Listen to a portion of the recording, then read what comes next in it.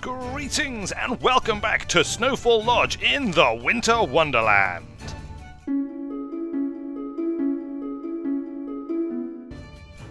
Last time we took a look at the accommodation, this time we're going to take a look at the entertainment on offer here. And of course, the first and most important place to start is the bar. This is the upstairs part of the bar. This is where you access from that corridor that I was just in. Nice little balcony out here that you can sit out on a nice day and eat some food. Look, somebody's had some food here already. There's the cable car. You can watch the cable car coming and going and look down on this little courtyard area and all this lovely stuff. Supping away on a nice pint of beer. Why don't we have beer? That's another thing, gods of medieval engineers. We need beer. Beer was essential to people of medieval times. I know this because I'm in medieval times. Anyway, look, let's head downstairs into the bar proper where all the action happens. Down here, there's an entrance here that you can get in and out if you need to. And over in this corner is the bar itself, the bar proper. What bar would be complete without an actual bar? And, of course, what bar would be complete without one of these flappy door things to let the staff in and out? And look, I can even operate it if I'm very cunning here. Ready? There we go! Up it goes! In I go, getting stuck on the bar as I go, obviously, and back down! And now I'm like staff, I'm behind the bar. Hello, Governor, what can I get you? Lovely day, isn't it? Certainly, sir. Pint of, iron cube? That seems to be pretty much all we have in stock right now. I apologize for the inconvenience. Anyway, there we go. That's enough playing barman right now. Of course, I have no guests staying currently. I should probably get some minions in here, shouldn't I? To actually liven up the place. Let's head back out, obviously using the little door thing because I love it. I love it to bits. If we just step outside the doors here, we can take a look at the courtyard area that we saw from above. It's pretty empty right now. I'm not entirely sure what to do with it. It's obviously very snowy. We do have a little cold storage nook here, which I think could be quite useful for keeping things cold that need to be kept cold. There's a little lean-to there. I need to figure out something to do with it, obviously, but that's for another time. Right now, let's head back through the bar and go down these stairs at the back, which lead into the storage room that we visited before, and then if we go back out, we have here on the left the games room. Oh yes, that's right. We've got a games room. This is my pool table. Now, it's kind of still a work in progress. It does have pockets, and it does have this kind of cushion, which is made of wrought iron. It even has a D over there. Look, you can see it's got a D to put the ball in and stuff, to put the cue ball in. Unfortunately, the closest thing I could find to snooker balls or pool balls was these stones. Small stones. Just, they're not that round. Then they don't roll around, unfortunately. They just kind of sit there. And also, the cues was a bit of a problem. I did make an attempt at it. They're probably not that usable, though. They're a little bit on the thick side. And the Q-tips are, well, they're just lumps of wrought iron. Cubes of wrought iron, actually. But, you know, at least I made an attempt. At least I tried. I'm trying to make things good for the minions here. They can sort of admire them and you know, pretend that they're playing pool. Or maybe they can come up with their own game somehow. We'll work on that later. For now, there is another game that they can play if they don't want to play more pool with stones and giant cubes. And for that, we just have to head through here to this little adjoining room. And we've got, well, this might give you a tip, a line of axes and a crossbow, more crossbows. Yes, it's a firing range slash arrow throwing range. So you can stand here, like at the mark, and you can fire your arrows and things. In fact, if I just get my crossbow out, here we go, I've got my crossbow, and we can fire. I'm kind of, yeah, I've got my FOV turned down because it was better for recording, and now you can't see the crossbow really, unfortunately. And there's no way to bring the crossbow up into an aiming position. And even when I do fire the crossbow, unfortunately, the bolts just disappear. They don't actually like fly and hit their targets. So I don't know if you're keeping track of this, gods of medieval engineers. But, yeah, if we could get that fixed as well, please, that would be awesome. That would be really nice. Oops, sorry, I I did actually fire that, and it whizzed past the camera. That was pretty impressive. Should we try that again? Hold on. You ready for this? There we go. So the bolt does actually fly. That's interesting. But it doesn't stick wherever it flies into. So if we could have them stick there, then that would be nice. And maybe some kind of aiming key as well, like right-click to aim. That would be handy. Anyway, look, that's the games room. If we go back through, there's the D, of course. There's the stones. You can see the pockets. Look, it does have pockets. This has its own access to the outside here, so we can get out directly into the little outside bit. So if you want to come out here and have like a snowball fight or something, you can do that directly from the games room.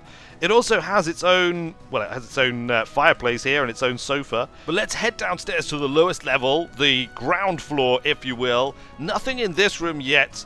But I think what I'm going to do with this ground floor is use it for storage of things, because they're not really good for anything else. And this is what I had in mind. Yes, that's right, you guessed it. They're skis. Look, clearly these are skis. Look, skis, a very large wrought iron blocky skis, but skis nonetheless. And this one here, this is clearly a snowboard. It is. Just accept it. It'll be easier if we accept it and move on. Here we've got some more sled-wheeled things. Including a few different designs that I was experimenting with. So, you know, minions can come and they can check out a sled and they can take it to either to like the beginner slopes just outside, or they can take it all the way up in the cable car. Maybe. I don't know actually if you can take these sleds up in the cable car. I've not tried that. That might be something worth trying. There's more skis and a snowboard through there in the other room as well. But that's it, basically. That's pretty much it as far as the facilities of the Snowfall Lodge itself go. Let's step outside and we'll try and use one of these sleds quickly, and I'll show you some of the different designs. All of them need these kind of like holding sections here, these kind of like wrap around, or if you don't have it wrap around, then you tend to just fly off the side.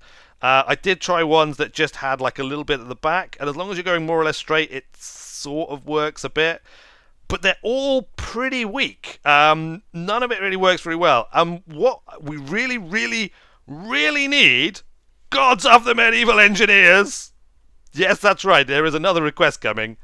What we really need is just chairs that we can sit in. If we could just sit in the chairs that we can put down, and we were then locked into place in them, then we could make vehicles and things, you know, even if they're just downhill gravity-driven soapbox-type vehicles, it would be a start. And surely that's got to be doable. As I understand it, in space, where everything is better, in space, you have such things, and all sorts of other stuff to boot. So it's a simple request, chairs that we can sit in, and then we can make soapbox races and downhill things, and stuff that does things, you know? Stuff that you can strap yourself into and be fired off into the sky, or, you know, go hurling down the side of a mountain with wheels and maybe some kind of control mechanism.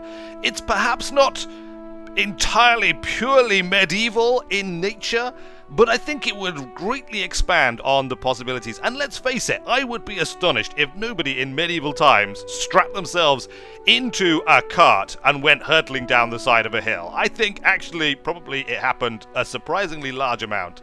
And of course things like horses and other motive transport would also be good, but that's all beside the point. Let's just jump inside one of these right now and see how it does, because I kind of went as far as I could. The big kind of improvement in the design over the straight downhill kind of thing was to actually give myself the ability to move the cart / sled forward whilst I was on it, so I didn't have to get the thing going and then try and jump on, which was proving particularly tricky in the original sort of dumb straight down design. So we've got this little bracket to hold us in place, and then I've got a little handle there to actually turn the wheels, and surprisingly this actually turns both wheels, which is good and bad. Look, there we go. See, it clearly turns both wheels despite apparently only being connected to one.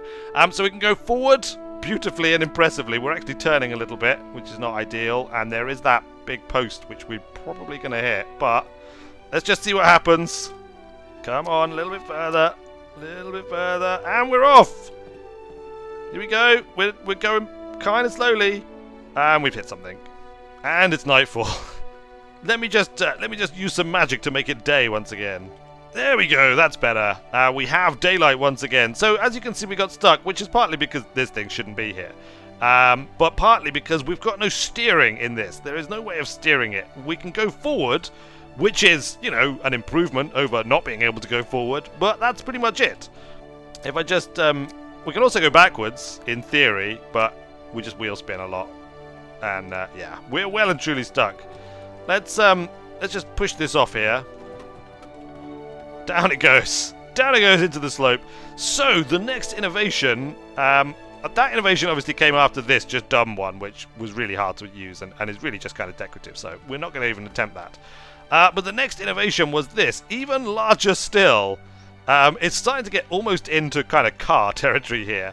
But we've got the thing that we can set ourselves into, and we've got 2 handles now. Now, the main difficulty here is that we can't operate both handles at once, so whilst we've gained sort of the ability to steer, we've sort of also lost the ability to just go forward. But, you know, let's give it a try and see what happens. So, we want to go that way a little bit, so let's do this one. Forward. There we go. Forward. Yep, that's good. Now we want to turn and back in a little bit. Now this one again. And this one. Forward. We want to turn more. Turn more. I'm going to try turning this one backward. Oh, okay, that's got me moving in the thing. Forward.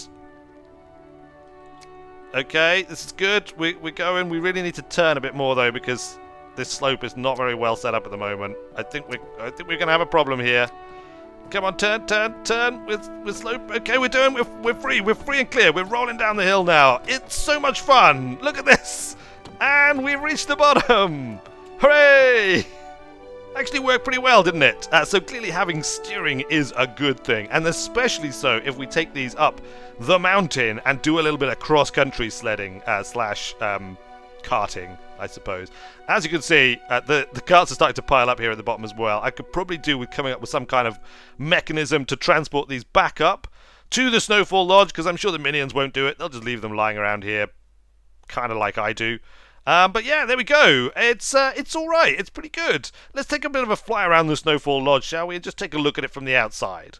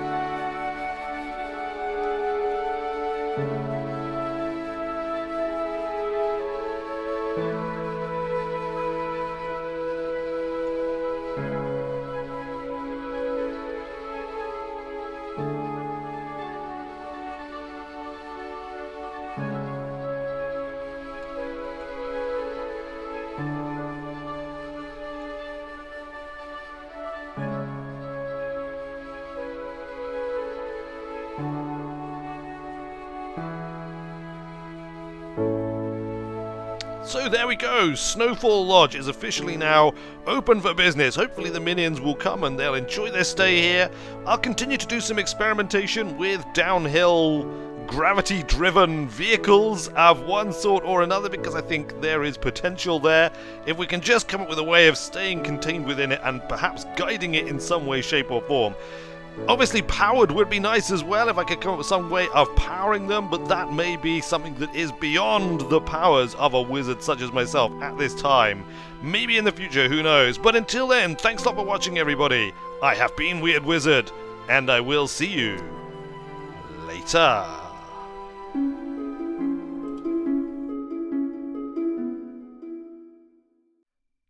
The shaman was willing to offer his services, but demanded payment up front. He promised that after his ritual, the patient would be cured of all kinds of mental sicknesses. What does this shaman mean, mental sicknesses? Bah! We're not sick, I tell you, mental or otherwise. We're perfectly sane individuals. I mean, Ada does have a slight proclivity for falling in love with natives, spontaneously overnight and getting us into trouble, but I wouldn't call that a sickness. No deal. We did not come to an agreement with the shaman, and therefore we left. We turned our back on him and left.